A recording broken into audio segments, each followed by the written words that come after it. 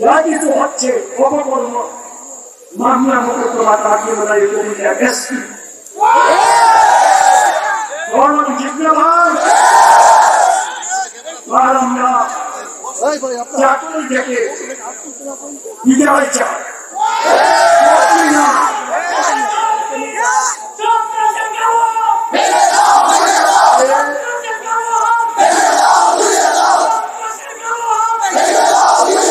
সে কতদিন বিএনপি ছিল সবাই জানে, শেখ হাসিনা কি অবস্থা করেছে সবাই জানে।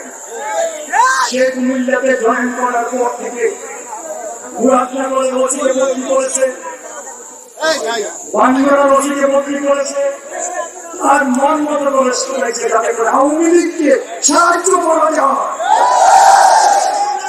কিন্তু মুরাদনগর মানুষ এটা বরদাস্ত করবে। আওয়ামী লীগকে প্রতিষ্ঠিত করতে আমাদের নির্বাচনের জন্য অপেক্ষা করতে হবে, দোয়া করতে হবে যেন আমরা ডিসেম্বরের মধ্যে নির্বাচন আমাদের ব্যবস্থা করি। নির্বাচনের পরে কোথায় যাবেন আপনারা? ইনশাআল্লাহ বিএনপি ক্ষমতায় আসবে। ইনশাআল্লাহ